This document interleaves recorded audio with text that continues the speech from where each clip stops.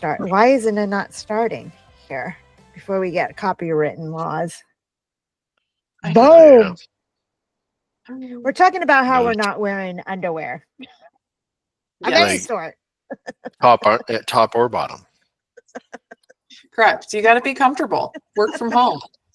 Work from home, work naked, doesn't matter. No wonder Trump's calling everybody into the office. You're not wearing underwear? Right. Trump doesn't like naked people, I don't think. He's definitely a briefs guy. Definitely a briefs guy. Yeah. No matter, like, that's one thing everybody can agree on, right? Like, whether you like Trump or not, everybody can be like, definitely a briefs guy. Briefs. Yeah. Nobody's going to contest that. I feel like he wears pantaloons. There you go.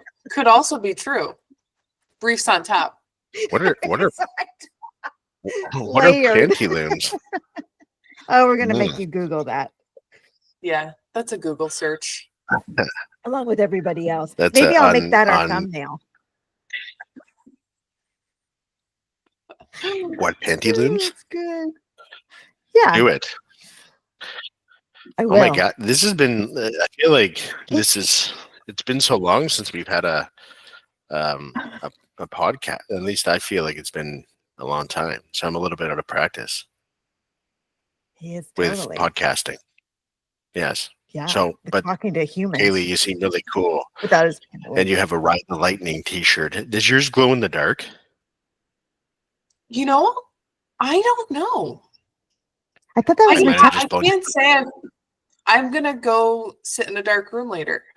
Can you just go into your fire thing? I know. I'll see if it's glow in the dark. Yeah, I'm in the fireplace. I'm gonna check later because I didn't think about that. Yeah, I had that exact same T-shirt when the album came out. So and it was glow in the dark. Yeah, mine was glow in the dark. And it had, I think it had a skeleton on it. Is yours in a skeleton in the chair? Yeah, I had the same one. Oh my God. Cool. Yeah.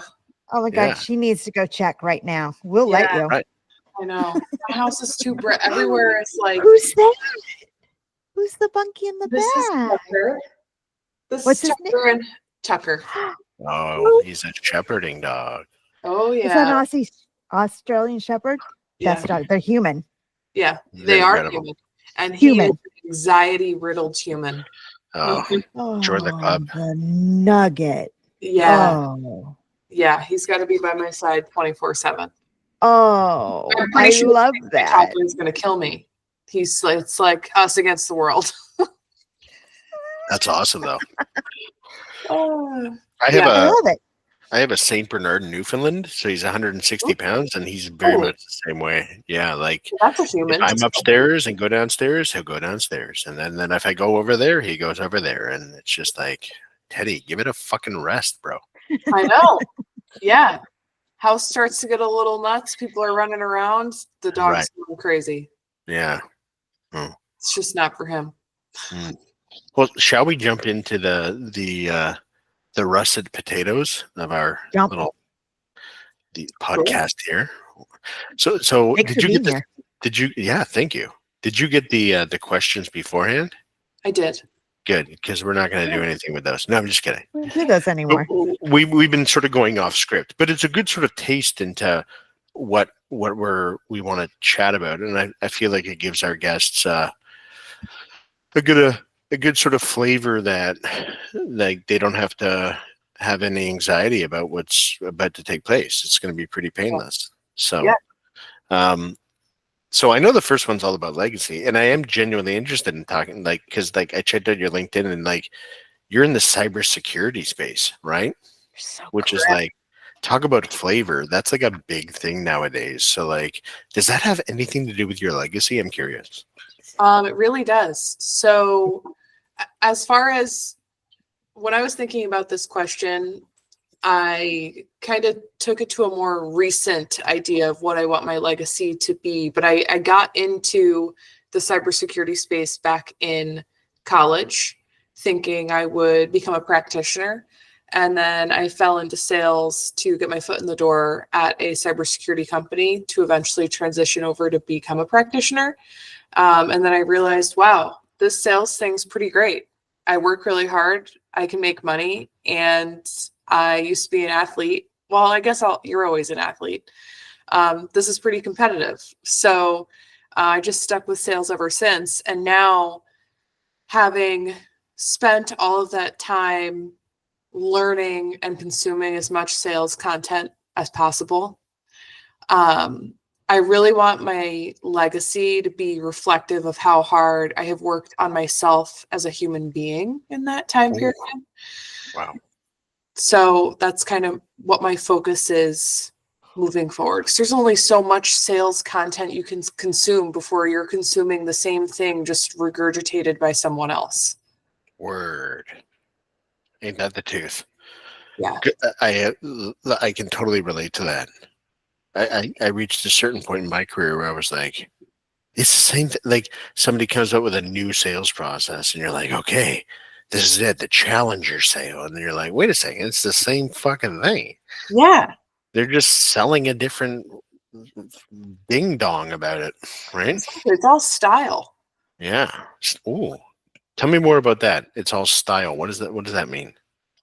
So or at least in my space, so I have never sold a tool or a software. So selling for me has never been about a feature ever. I'm in the business of selling services delivered by humans. My old answer to that was I'm in the business of selling humans, but that I don't sell humans. I'm not a part of any human trafficking. 2025 now. Right. Yeah, no. You're a pimp on the side. Your name is Metallic Angel. Human trafficking at its finest. Yep. What's going on at Mattress Express at 12 o'clock at night? Couldn't tell you. No one knows. So I sell the intangible. I can't tell you about the feature the widget has. Like, you have to build the trust with the client and find the right gap and then fill the gap with a solution that's going to make sense for them. Mm-hmm. And on some level, you can do that at any company, whether you are selling a tool or you're not. But I like feeling more like a consultant. Mm-hmm. Like I can actually help your business, and here's how. I think if I ever am selling a tool with a feature, I'm probably not living my best life at that moment. So from a style perspective, I guess I've always fallen around the idea of gap selling. And I think you can also throw the challenger sale in there and anything under the sun, honestly, because it just depends on the right conversations you're having with your clients and how much trust you have with them. Yeah.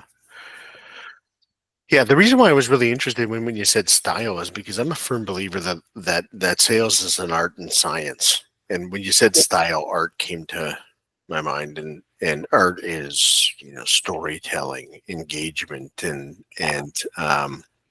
science is the psychology behind things. And it's really fascinating.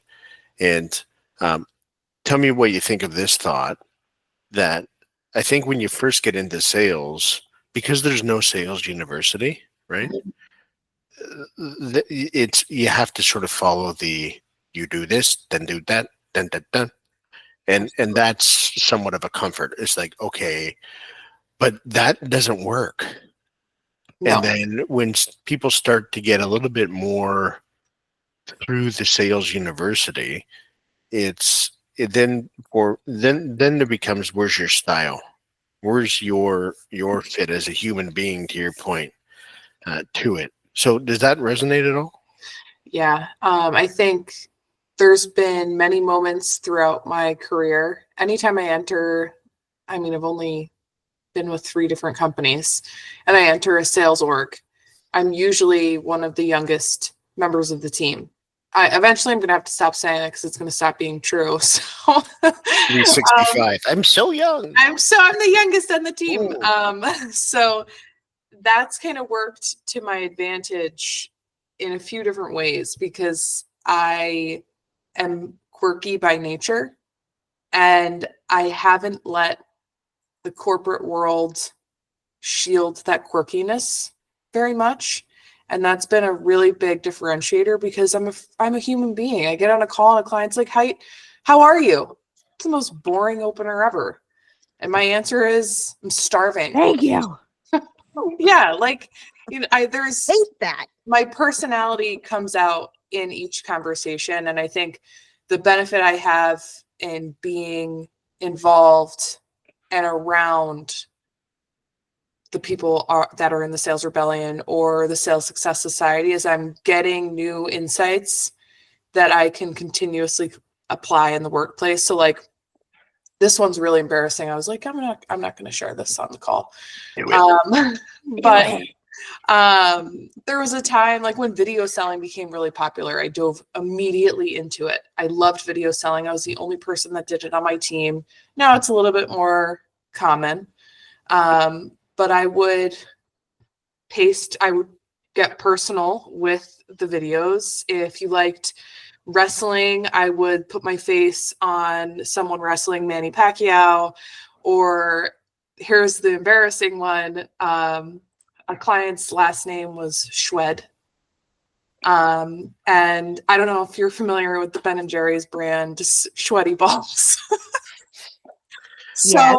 I put my face on a picture of the Ben & Jerry's ice cream to make a joke about it and generate a response. And the video was watched a handful of times. I can't say I was graced with the response. So anytime I happen to come across that specific video, I'm like, oof, learning experience for sure. But it's been interesting to make sales an art form. Go ahead. Hold on. Why was it a learning experience? Did the person get offended? No, but I just look back and I'm like, you know, when you see a video of yourself from years and years ago and you're like, oh, that was one of those. Usually I was drunk. Yeah.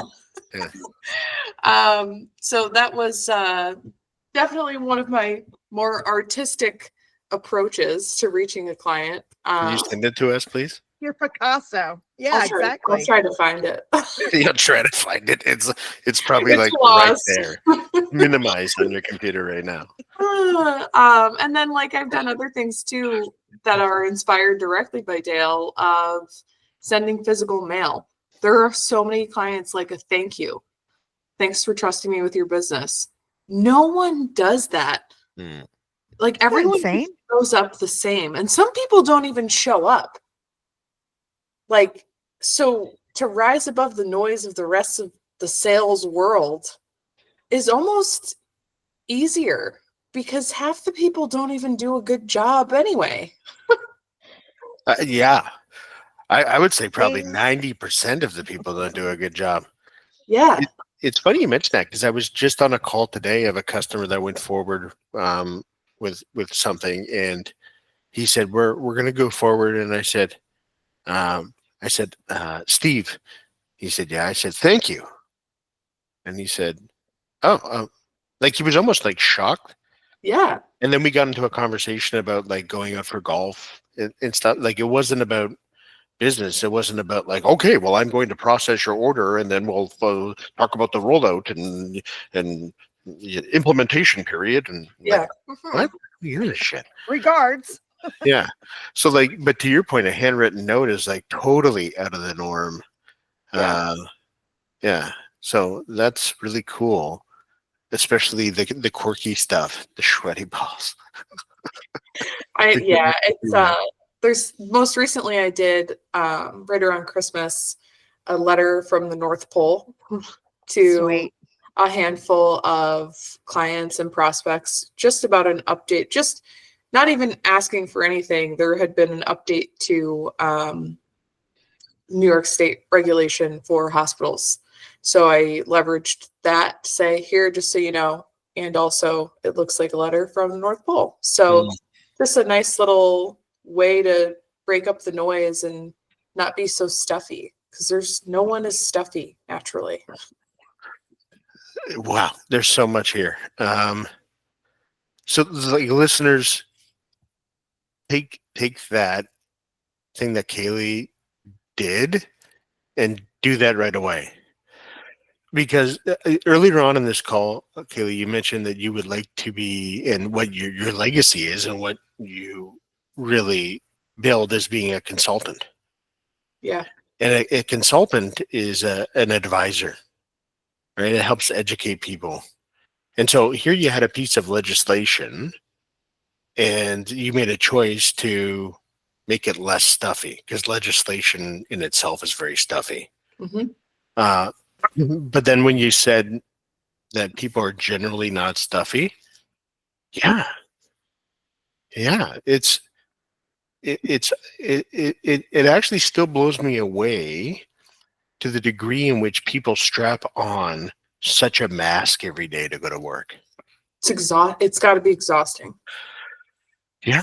Well, but no. So have you ever had a mask? Well, so that's what I was just gonna go into. Mm-hmm. I think earlier in my sales career, and I'm still very early in my sales career, the focus for me was more art. Like, I was learning the foundational components.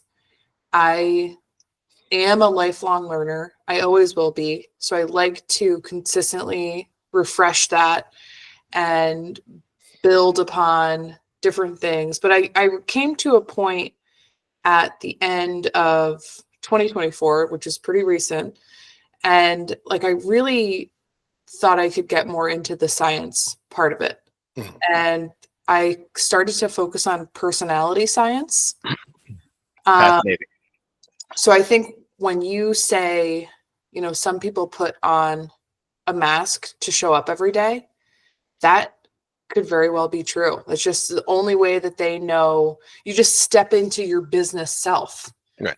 And your business self, depending on who you are, could either be close to your original personality or so far from it that when your family hears you on the phone, they're like, oh, she's using her phone voice. Right. And that's just how you operate during business hours.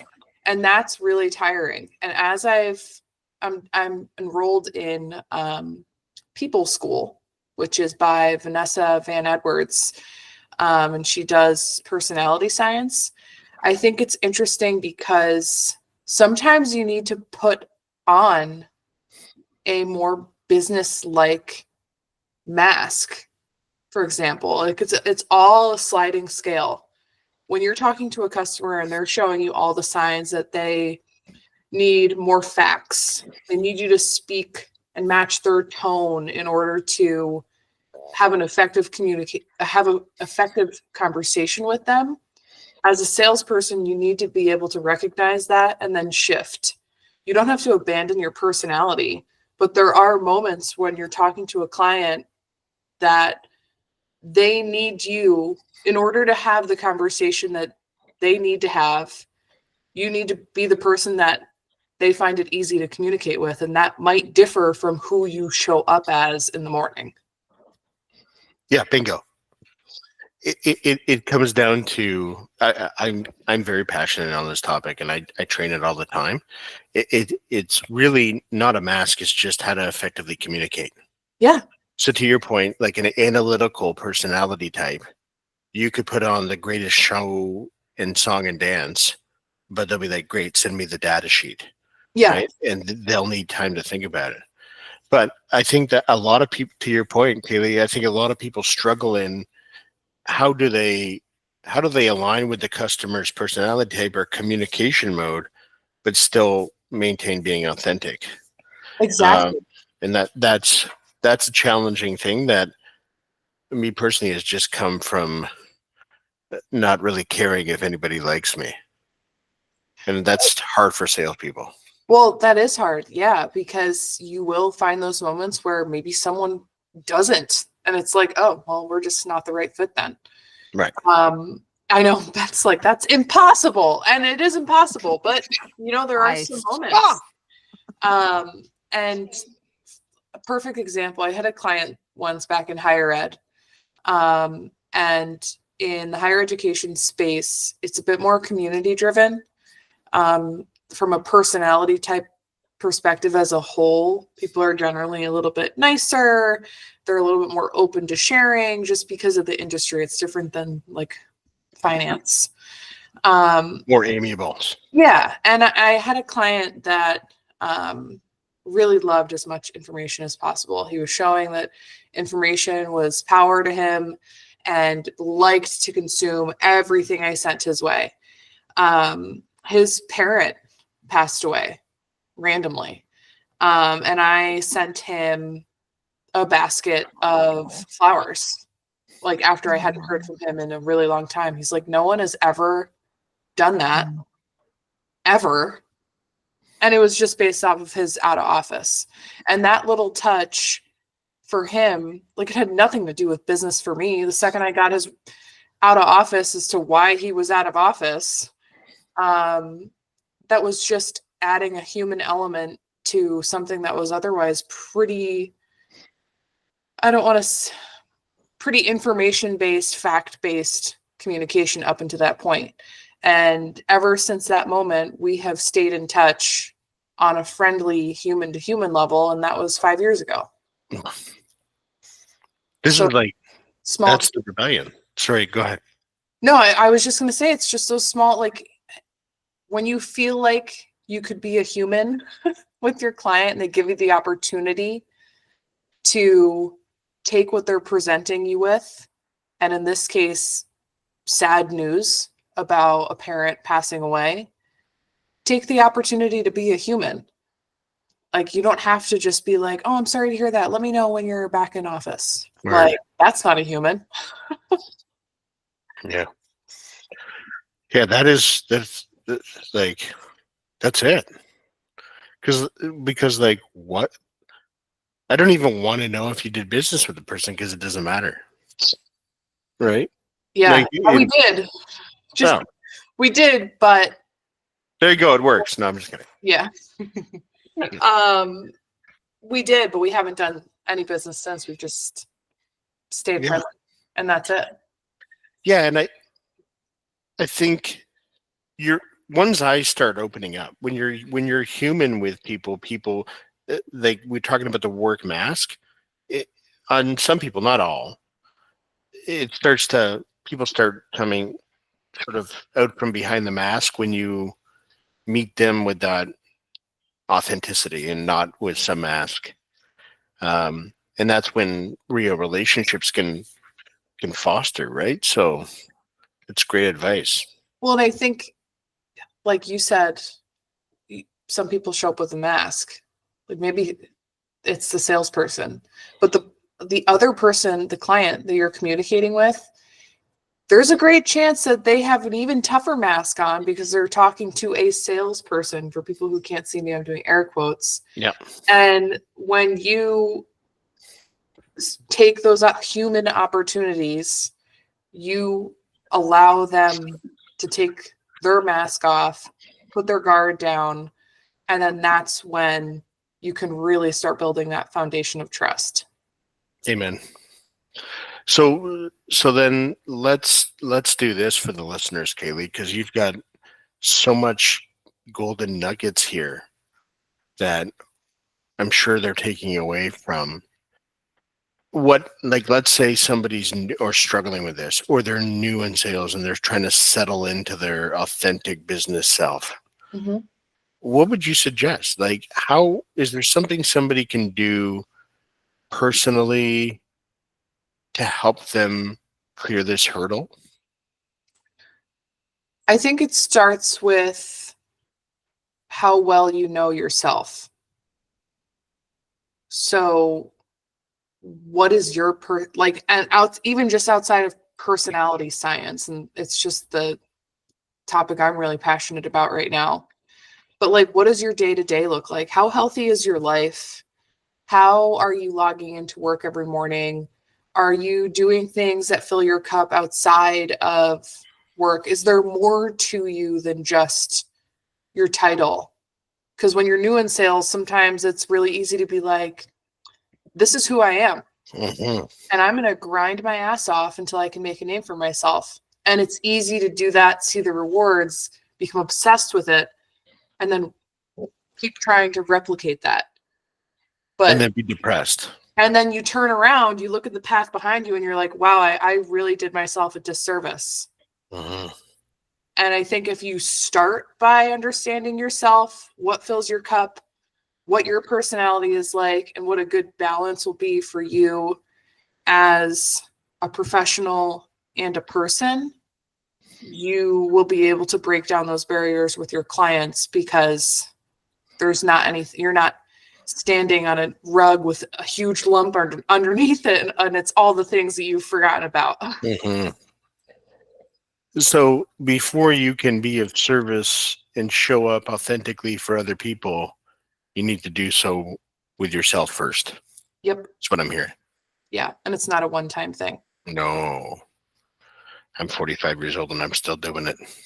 Yeah, you have to. Yeah. And you know what? Your clients are too. Mm-hmm. They're working at a job. They want to be their best selves, and sharing, giving them some insight into what you are focused on with yourself could also be a door opener for gaining that trust and learning a little bit more about your client. For personality science and just what I've been focused on, I've been pretty open about it.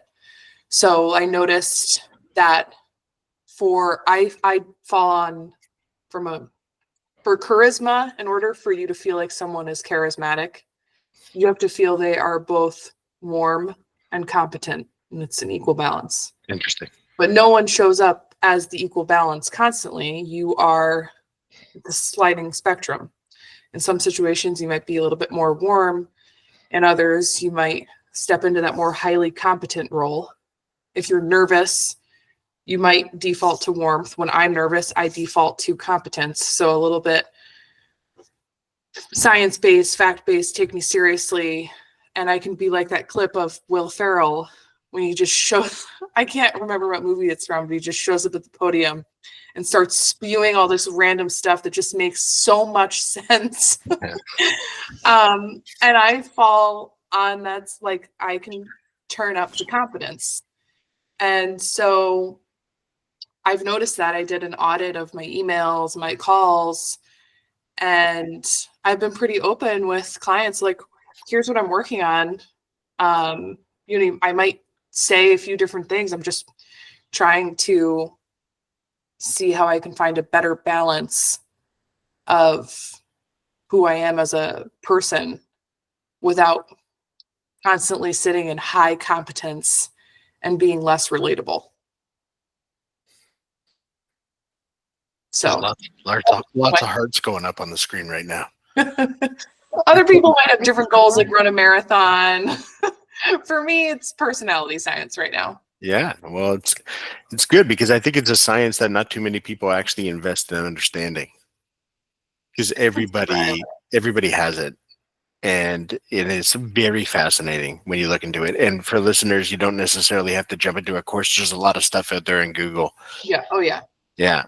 Really, really, really cool stuff. And psychopaths use it for manipulation. Yes, it's true. Yeah, it's true. That's how dangerous it could be. Mm-hmm. But Finding tactics, how you right. want people to feel. Yeah. Easily use it for bad, but I recommend using it for good. Right. But the truth is to be said with any knowledge, right? But if you're not a psychopath, listeners, you can use it to help people feel comfortable in communication. It is fascinating.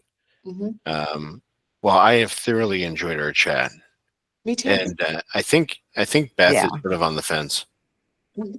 Yeah. I'm just teasing her. She's been smiling ear to ear the whole time. Yeah. This is definitely,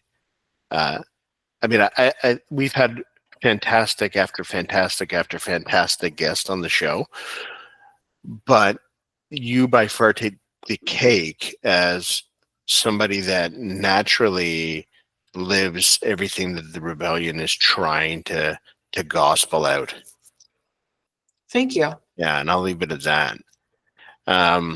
Because you start with, how am I showing up as a person every day? And you start with, what is going on with me so I can be of best service to not only me, but to my customers and those in my life. You're starting with health. We haven't gotten into spirituality, but judging that candle in the background, I'm sure there's a lot of spirituality going on. I don't know what candles have to do with spiritual. I'm Jewish. We love candles. There might be a ton of crystals over there that say otherwise. I knew I loved Not her. the smoking kind, I hope. No. Okay. No, just the kind that you're like, wealth, happiness, success. It just makes you feel good. Namaste. Yeah. Yeah. And so, and sales is such a unique profession. Mhm. Like when you really think about it, I don't think there's any other profession that even comes close to what sales is, how integral it is for business and the economy, but also how it can absolutely build a life for an individual that is more than they ever dreamed of, but also can decimate a life. Yeah. From my experience, I've been in sales roles early on where I thought suicide was the only way out, right? So it's you know, the expression "it's business and not personal" is not that fitting for sales. No. So everything that KALEIGH went over today about taking care of oneself, ourselves, to be of service is really what the rebellion's all about. Yeah. Because remember, rebels, legends never die. Totally true. This is where I'm supposed to stop recording. This is the part. And we're supposed to fade Let's out clap. to black. Fade to black. Fade to Do you black. know how hard those intros like and the outros reference. are? You have no idea the pain I've been going through. Oh, I can only imagine. Actually, I don't want to imagine. No. Where Seems like do it's you- really simple. It's not. No, I would imagine it's very difficult. I'm thoroughly impressed that you've been able to learn this so well. Not yet. Just wait. Wow, it's more than Anyway. anybody else can do. I totally missed the part where you can plug NCC Group, and I'm sorry. Do you want to? We're still recording. Do you want to give a little plug? No. Okay. People who know me can go see what I do. Yeah. Yeah. This is why I don't think we should have intros and outros. Yeah. This is not 1999 where you're like, well, how do I do this? Yeah. Normally I'd be like, yeah, but recently it's kind of just, I feel like if you're curious to know what I do, you'll go look. Yeah. Right. Yeah. If you're not We're in that curious, world. you won't look, and that's fine. I love that. Well, whereabouts are you located? Central New York. I didn't even know there was such a thing as Central New York. What does that mean? Yeah. So you're in Canada, right? Unfortunately. Oh Yeah, no, here so we go. I'm like, Canada is like 3 hours for me. Oh So wow. I'm more upstate. But when Oh, okay. I talk to people that are in New York City, Yeah. where I'm at is actually central to them because upstate is like Rochester. Right. Empire. Yeah. When you think of you think Rochester. So like what's 3 hours away in Canada? Like what's the town? Great question. Yeah, like why would you think that? No, That's where that Google thing comes in. Niagara Ontario? Falls. Niagara Falls. Niagara Falls. Okay. That's cool. You ever partied in Niagara Falls? I have never partied in Niagara Falls, Oh, but I have gotten a nice dinner there. Oh, okay. Aw. Well, there's a casino there, and Americans used to come over because the drinking age in Canada is 19. So Yeah, you're You'd be talking like, about my "Woo." husband's childhood. right. Oh, was he like Okay. right at the border there? Yeah, he grew up here. I grew up in northern New Jersey, so Canada has always been kind of the go-to spot when he was younger to go up, drink, and then come back over. And he's never had a passport. So you just show up, the Canadians welcome you, and then you go home. Right. Wow. What a time. Yeah, I don't think he could do that now. No. Okay. Well, I'm sorry about all the snow and the cold that you're experiencing. You're on the same somewhat latitude as I am. So yeah. Sucks. Well, it's negative. It was -12 this Yeah, morning. you're talking Celsius. Look at you. You're basically fucking Canadian. My family thinks I talk Canadian. Say And sorry. after talking to you, I definitely don't. I definitely don't sound exactly like you, so there's no way I talk Canadian. It's funny because in my head, I don't sound Canadian at all. I sound like Bill Oh, Murray. you're so Canadian. Really? Like, give me. Is it sorry? Like, what is Sorry. it? Sorry. Sorry. About. About? About. So do There's you one like other one too. Letterkenny? I love Letterkenny. Hilarious. Grab your nuts, you dick suckers. Yeah. Yep. We freaking love it so much. Give your balls a That's tug. the title of this, Your by the balls way. Yeah. Yeah, he had his own spin-off. I think there was what's his name Shoresy. again? Shoresy. Yeah. Have you written? Yep. Have you watched Shoresy? Yeah. Yeah. Oh yeah. We're rewatching. So we've watched both Booth. series and then now we're rewatching Letterkenny, and it's just so funny. I do the best Gail impression, and Do it it. just makes my stepson squirm. I Do can't. it. Oh, okay. Yeah, you have You need to. your full body to act like Gail. We're also big Trailer Park Boy fans. Oh yeah. I mean, that's Nova Scotia. That's like both of those are like because I'm in Toronto, so like we think we're American, right? We're a big city. Sure. But like when you go up north, those are the redneck Canadians. Yeah. Yeah. We love also from Letterkenny, the Skids. Yeah. When they're just dancing in the Yeah, it's Yeah. awesome. My stepson's in a phase right now where like because we're rewatching Letterkenny, we're like, dude, you're a skid. And he's like, what is this? He's 15. He's like, what is a skid? does he have the hair over his eye? And he's like, stop it. Yeah, his outfits too. We're like, you dress like a skid. Just don't do drugs like a skid. Right. Yeah. The dare to keep off drugs. Don't do the skid drugs. He'll be huffing paint. God forbid. Yeah. Yeah. Seriously. Yeah. But it's so good. We love those shows. Nice. You are Canadian. Wonderful. Pretty much. Okay. Well, I'll swap places with you anytime. Canada's the worst. God bless America. Okay, my friends. Close What's that? Say that again. to the border anyway. Say that again. You're pretty close to the border anyway.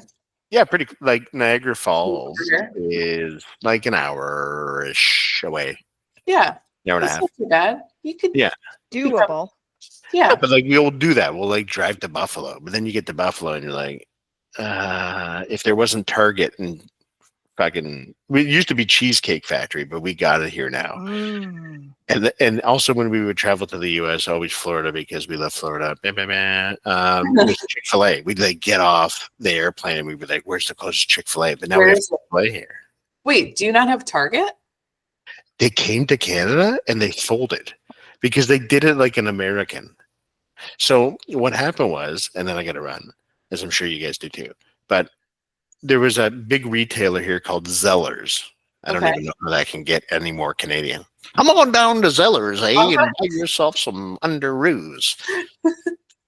And they went bankrupt. And so there were all these stores that were essentially like the footprint of Target. And Target was like, this is perfect. We got all these fucking locations.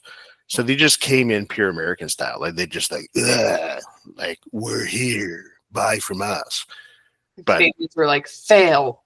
no, like we loved it, but like Canadians buy vastly different than Americans. And also our supply chain is completely fucked too. Like So it's just America not is set up. extremely efficient. You might not have seen that, but also Canada, comparatively to Canada, trust me, you are. Canada is just as big, but the population is pushed up against the border. Mm. Right. And so, yeah. And furthermore, Canadians are a lot harder to sell to than Americans. Interesting. Yeah. Learn something new every day. They can spend money. Target So they was did not not Target. meet them where they are. No.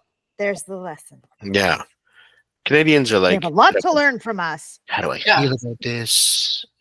I don't know. I should probably. Americans are like, oh, it's shiny. Let me buy it. It's a good deal. Let me buy 9 of them. Yeah. Yeah. Oh, Right. They're so annoying. horrible. No, but it's so much easier to sell to. Like if you're a salesperson and you're selling into Canada, it's like, well, I've got to ask Jimmy about this, and then Jimmy's got to go speak to Edna, and then we're gonna have a committee meeting on it. You're just like, just bring a fucking position. Yep. We're like, fuck Jimmy. Yeah. How do I get 10 Send me Yeah. this. overnighted? Yep. Damn. Love it. Thank you you guys both run for the world. having Really, thank you. Thank you. I look forward to Really, thank you. Truly. It'll be on in like 7 months. No, I'll 7 make it quick. That's perfectly fine, but I'll still listen to it then. If you can't, we'll end off with this. If you can't send us the video of sweaty balls, at least send us a Yeah. picture. Of your glowing Yeah, up we're t-shirt. holding this hostage. I can commit to sending at least a screenshot of what it looked like. Sweet. Okay. And then You're in confirm Slack, your right? T-shirt glows. Yeah. Yeah, I'll send. Oh, and Yeah. then I'm going to go in a dark room too. See Yeah. if sure it's. Yeah. Yeah. All right, a That's lot of so action fun. items here. You have a lot of stuff to I'm do. gonna write this down. Great. We'll circle back. Yeah, we'll circle back. Double I'm tap just on following that. up. Have a great rest of your We day, love guys. you. Thank you. See ya. Thank you. Bye. Bye, guys.